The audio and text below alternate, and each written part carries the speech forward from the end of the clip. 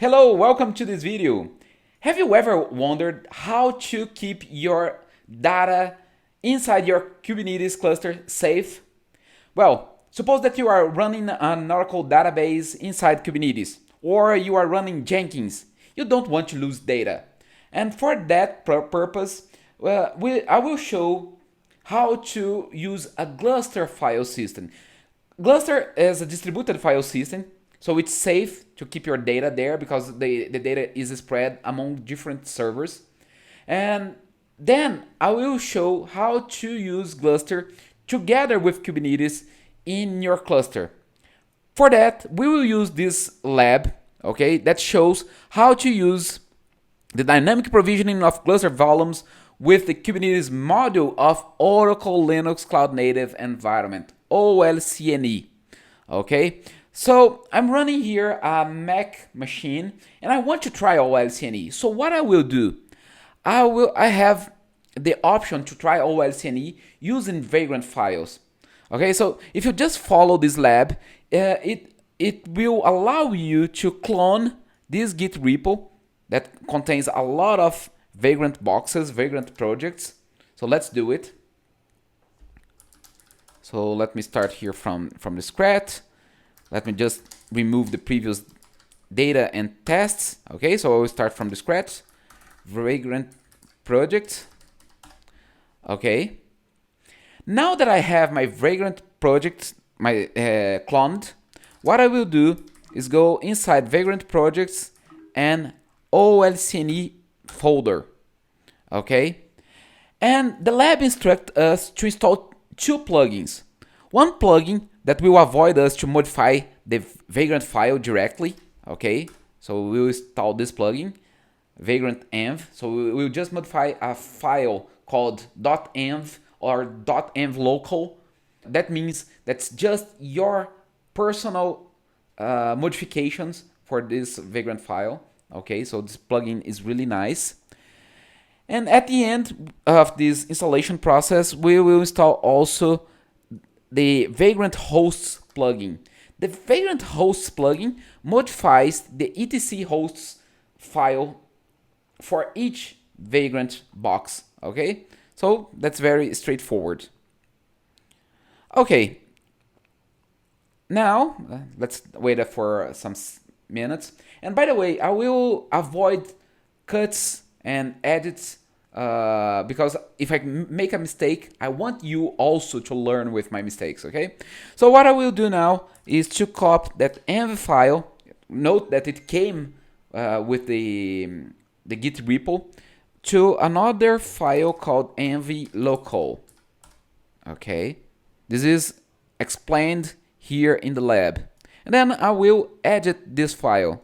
So let's edit env local and do the following modifications. The first one is to increase the number of memory because the default one is 3 gigs. Okay, so that's fine. Let's keep 3 gigs of memory.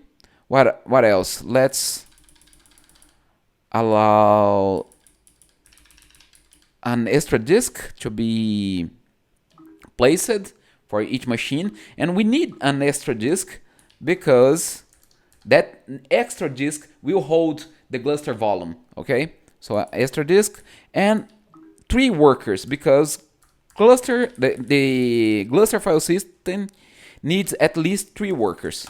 Perfect. Okay, now we have changed that file. We just need to do vagrant app, and that will run the script to provision 3 machines with 3 extra disks, one in each box, and we'll have a Gluster file system, OLCNE cluster running.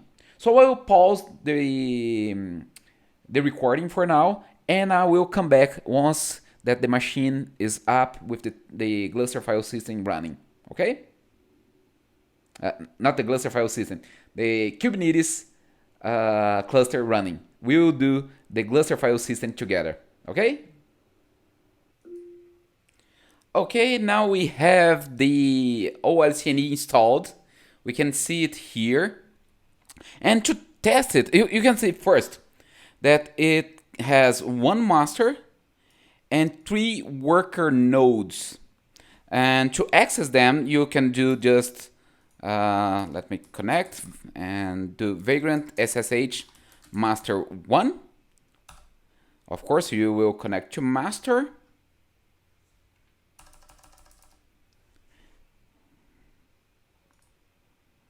And now that you connected to master, you can do kubectl get nodes, for example. Everything is working. So let's proceed with the installation now of Gluster. Let's see if this, well, first we need to configure the workers. Okay, so let me come back here to the terminal. Let's exit from this one and open 3 new tabs, each one of them connected to a worker node. Okay, so let me do, hold on a second.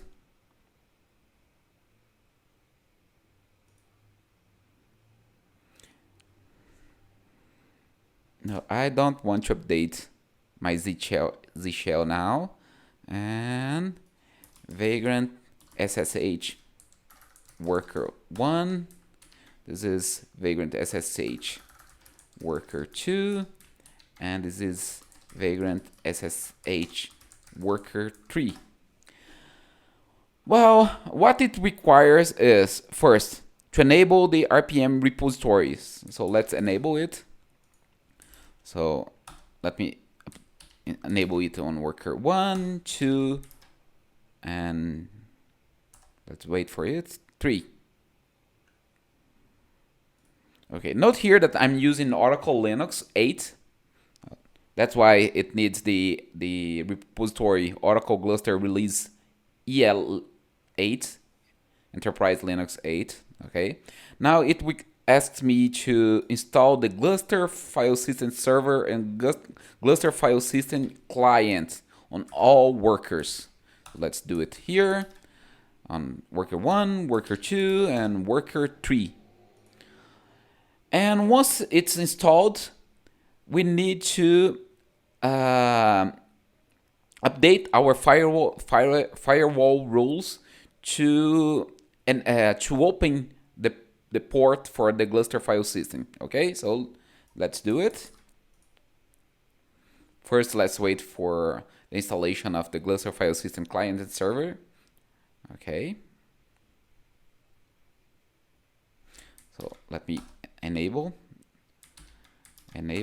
here and here, the 3 workers. And also let's reload the firewall rules.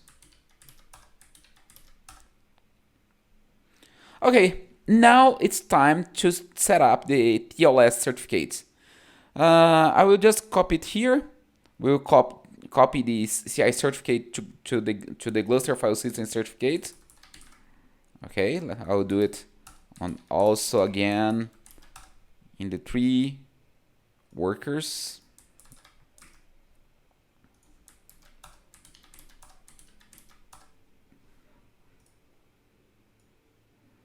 The node certificate as well.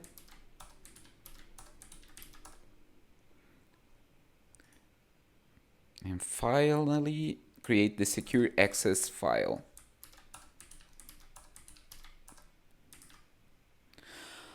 Okay, and let's enable the GlusterD service. Enabled, enabled, enabled. Perfect. We are done configuring the workers. Now it's time to configure the master, which is also again enabling the repository. So let me connect again to master, do a SSH to the master.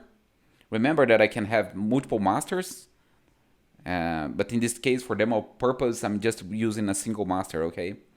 So let's enable the repository. And once that repository is enabled, what I will do is install heketi. Heketi is a service for, it's a REST service to manage Gluster. Okay, let me open here and look for heketi.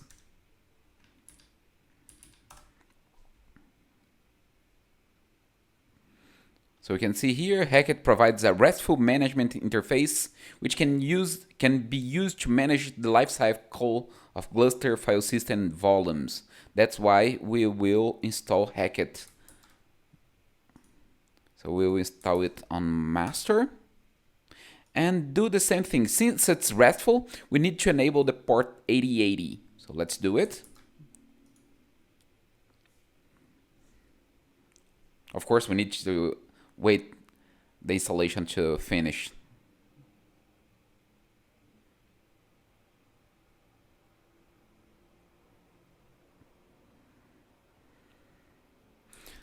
Okay, enable the port, reload the firewall, and now Heket needs some configuration. First, it needs a digital certificate. So let's create now the certificate for Heket. Now that I have the certificate, I need to copy this certificate to every worker to enable the Heket server to talk to each worker. Okay, so let's copy the certificate to worker 1, worker 2, and worker 3. Okay, and finally I will give the Heket certificate the permission and the owner and the group as Heket. Okay, now it's time to configure Heket. Okay, so let's do it. I will edit the file heket.json. Okay, and what it asks me to do first is to enable the authentication. So let's enable the authentication here.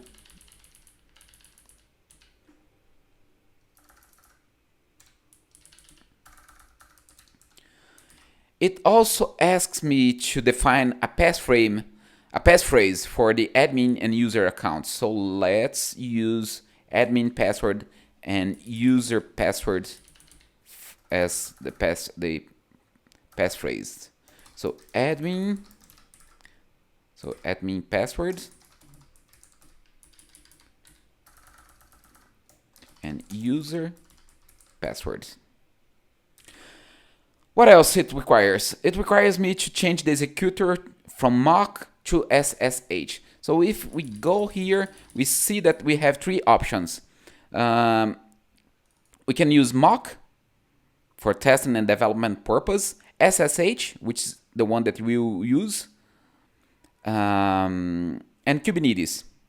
So let's in this case use SSH.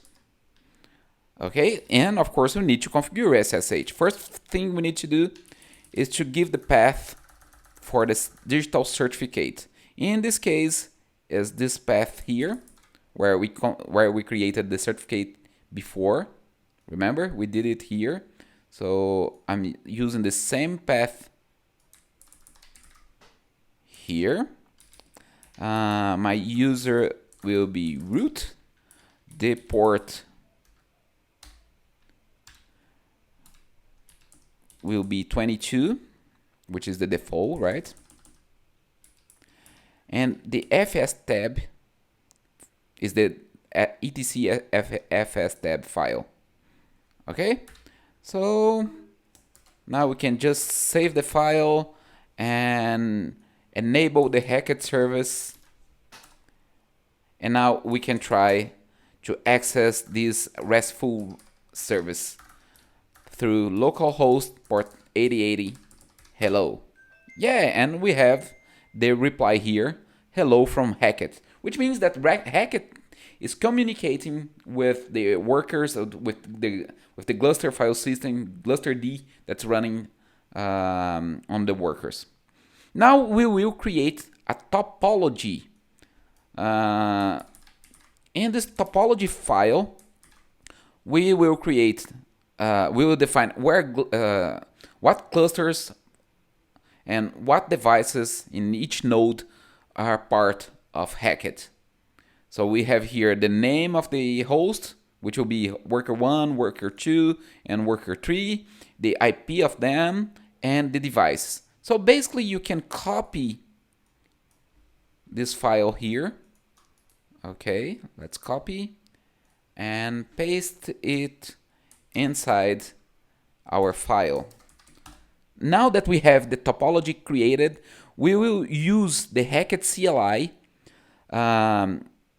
and inform the admin password that we defined in the heketi configuration, and use the command to load the topology using the file that we just edited. Okay, so let's copy this entire line here. And you can see that it connected to the worker 1, added the device SDB, and did the same on worker 2 and worker 3. So we have now the three workers with 3 devices as part of the Gluster file system. Okay, we can even use heketi CLI to list the nodes that are part of this service, of this cluster. So we can see here the same cluster and the nodes that have been created. Okay, now it's time. Now that we have OLCNE, Oracle Linux Cloud Native Environment, running Kubernetes. We have Gluster configured, and now it's time to configure Kubernetes to talk to heketi to create those volumes using Gluster. Okay, so let's do it here. First thing that we need is to create a secret to store the admin password for heketi. Okay, so we will run now the command kubectl create secret with this name heketi admin from this literal here, admin password in the namespace default. Okay, so let's copy it here. We have this secret heketi admin created, and now we need to create a storage class. What is a storage class? A storage class is a special object used to create persistent volumes. So in this case here, we're saying that it will be the default storage class of this Kubernetes cluster. It will use the Gluster file system as a provisioner, and the parameters of this to allow this storage class to talk to the Gluster file system is defined in these parameters here. So it will use a REST URL to talk to master 1 in the port 8080 with the REST user admin, and the password will come from this secret that we created previously. Okay, so let's define this storage class. Okay, storage class created. Now to test, we can create some persistent volume claims with the name. We will create 5 persistent volume claims. Okay, with the name Gluster PVC 0123445. Read write many requesting just 1 gig of space. And note here that I'm not using a persistent volume. I can just claim a volume, and hopefully this storage class will talk to heketi, that will talk to Gluster and use the volumes that were defined. So let's create those persistent volume claims here.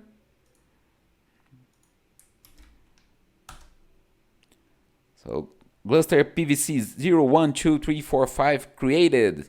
That's really nice. And now we can do a kubectl get PVC, and in some minutes you can see that's now pending, but it takes a while to connect, to create those volumes. Okay, because Gluster heketi will talk to Gluster through that topology file, and it will take a while to Gluster to provision those volumes. Okay, so I will pause just a little bit here while we wait for these volumes to be assigned. Okay, we can see here that some volumes have been assigned, 1 gig for each one. Another one has been assigned, and each one of them are now ready to be used. Of course, if you have a pod and just make a reference to this persistent volume claim, it's ready to be used because it's bound. And we can do it now. In fact, if we take a look in this lab, we can see that we can create a deployment for NGIX mounting the persistent volume claim 1. So let's do it. Let's copy this deployment definition, and then let's apply it here.